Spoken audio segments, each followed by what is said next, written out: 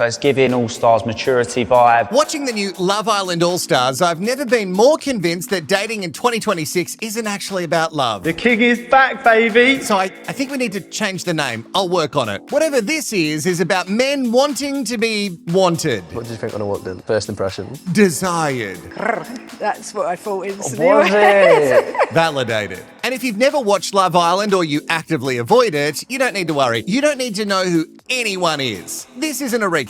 It's more of a case study. Oh, case study. That's sexy, isn't it? Nah. Because normally Love Island is just one of those guilty pleasures you put on to watch extremely emotionally unintelligent youths make silly decisions. Is that it?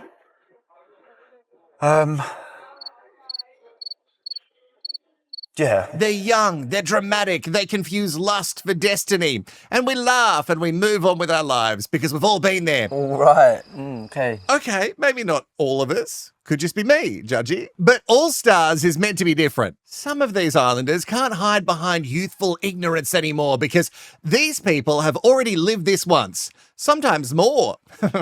Like maybe 4 times if you're this guy. How many shows have I been on? Would they ever ask you? Irrelevant. Oh, Scotty. Now it's just sad. You should not be proud to be there. I expect at this stage that they've watched themselves back, maybe they've read the comments, and they've felt a bit of the backlash for how they acted before. So forgive me for expecting some growth. It's not just the growth that all of these men would prefer. Ooh. No, I'm not talking about the you get I'm not talking about the nose, right? All Stars for me is not just another season. It's more of a psychological experiment because when someone comes back for a second, third, or 4th time, Scott, sorry, I meant to cover the name with the cough. I always forget that. I'm looking for love more than I've ever looked for it.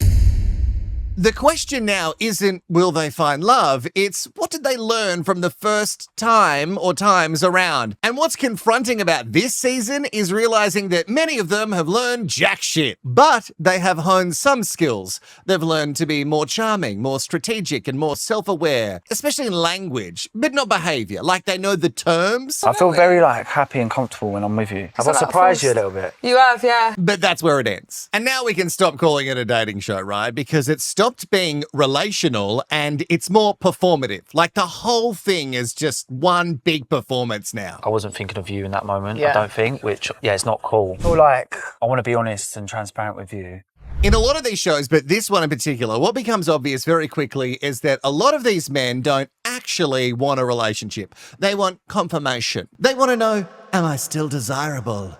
Am I still competitive against the other caveman? Will I still be chosen by the hottest one here? And can you grate on my abs? Hey guys, can we just make sure that we definitely put abs here and not this? Just definitely abs. You see it in how they react when multiple women show interest. Baby, they glow. Why do I feel like we're doing something we shouldn't be doing? Does it feel like that? Do you feel like that? And you also see it in how they freeze the moment they're asked to choose. Indecision, it gets dressed up as being open. Avoidance gets framed as taking my time. But really, it's just the fear of losing the attention from the others. As soon as you're closed off, all the others will stop caring. And yet sometimes with the women, it makes them want them more. But that's a whole other video. Is it toxic if I feel slightly jealous that they've come for a chat? This is not dating. This is more like audience management. Love isn't something they're building. It's something that they're trying to win. It's a competition. And the moment the lady applause goes silent, they panic. It's giving, are you playing a game? You're not really saying much, babe. Yeah. Wait, am I not the most hot and relevant anymore? Quickly, let me say more buzzwords so I can fix it. This feels like the first time I've been a man coming onto a series. I felt like a boy the other time. If you've never watched Love Island, let me tell you, one of the strangest things to witness on this show is how monumental kissing still is. They kiss constantly. I do love a cheeky little snog. In challenges, on dares, because a text told them to. A lot of the time, they're kissing a person they've barely spoken to. Sometimes they're kissing for absolutely no reason at all. Okay, let's get I dare you to have a freeway with the 2 girls. Wait, a freeway or a kiss freeway? That's amazing. This guy's gonna have to come here. Okay. Wow. Good icebreaker anyway. Yeah, 100%. I mean, who has ever really wanted a 3-way kiss? And yet, when a kiss happens outside of the approved structure, like outside a challenge, outside permission, suddenly it's catastrophic. People gasp, clutch their pearls. They say things like, "What? Did you? Yeah. Does anyone know? As if some sort of vow's been broken. Now, forgive me, but if you've kissed that many people in such a short time, surely it stops being sacred at some point, right? And I know, I might look like I do, but I haven't been to that many orgies, but I assume that at a certain volume, kissing just becomes more of like a mouth fitness. Yeah, fitting this tongue in my mouth. Oh, someone make it stop. Why can I see the entire tongue go in? And yet here, kissing is treated like a moral event. Why? Because it's not about intimacy. It's about worth. It says, if you kiss me, I'm still relevant, I'm still chosen, I still matter. Kissing on this loveless island is just a currency. What's genuinely fascinating and a little depressing is that many of these men are older now. Some in their late 20s. Some in their early 30s. Charlie! Again, the names don't matter. Got to really cover the name with the cough. Because at this point, I'm still getting to know everyone. I am not in a couple right now. And yet emotionally, they're still reacting the same way they did years ago. That's what happens when attention rewards behavior. If acting chaotic gets airtime, you act chaotic. If indecision gets sympathy, you stay indecisive. If being misunderstood gets screen time, you never actually try to find yourself. They've never grown emotionally. They've just grown strategically. Fame froze them at the age they first became desirable to the opposite sex. And because of that, self-reflection will never have become necessary. But what happens when age catches up with them?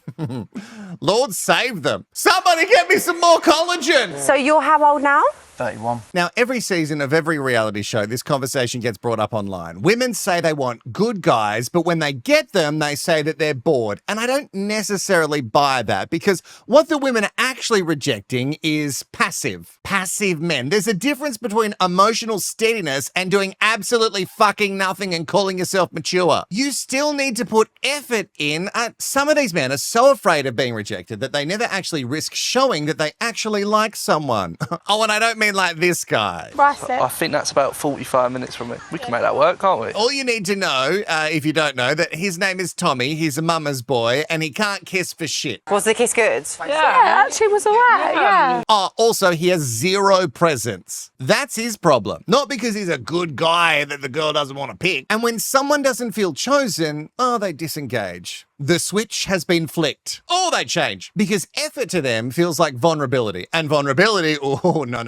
That's dangerous. I'm so fragile I could get hurt. Speaking of, a lot of these men talk a huge game. They're confident, they're sexually forward, they're quick with compliments and banter. But the moment that they're questioned, the moment that someone pulls back, the moment that a woman says, actually, I'm not entirely sure, they collapse. Does look muggy though, doesn't it? I'm not gonna lie, I'd be fuming. Suddenly they're hurt, they're confused, they're the victim. I don't want this complicated situation. This is what performative confidence looks like. And all of this confidence without emotional depth is, it's very, very fragile. You gotta watch how the men speak when they're together. They sit around discussing women like, I don't know, their test drives, upgrades, options, who felt good, who didn't, who's worth another go. Millie's nice, I bro. know. When she walked in, I was like, that is a bit of me. So. Millie's nice, bro. You look good together as well. Yeah. Everything is framed as strategy. Everything is framed as like a position. Oh, we love keeping our options open. And boys, or the women know it. I did say that Sean was still on top because you've got to keep these boys on strings. You can't put all your eggs in one basket. Which is why now the show feels very contrived, because it is. It isn't about connection.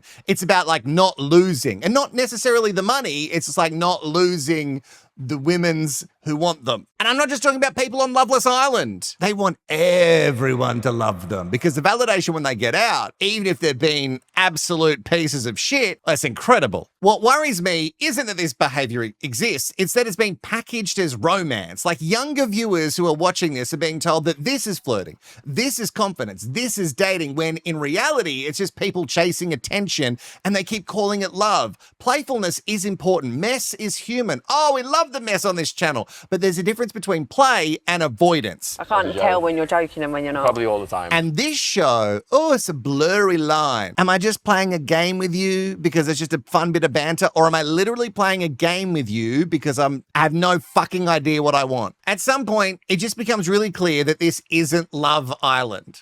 You know what I mean? Like, it's Lust Island. And at the end, it's kind of a bit more like Limp Island, a place where desirability is currency, intimacy is a game, and love is something you win, not something you build. It's so clear watching this show that men don't want love the way that they want partnership anymore. They want it to be more like fan-based. And once you kind of see it, you can't really unsee it. So I'm sorry. I'm really sorry. He's like, I'm really confused. I'm like, you're not confused, my guy. You fancy Sammy, but you don't know if she's on you. Hey, did you and I go all the way? And was it intimate enough for you?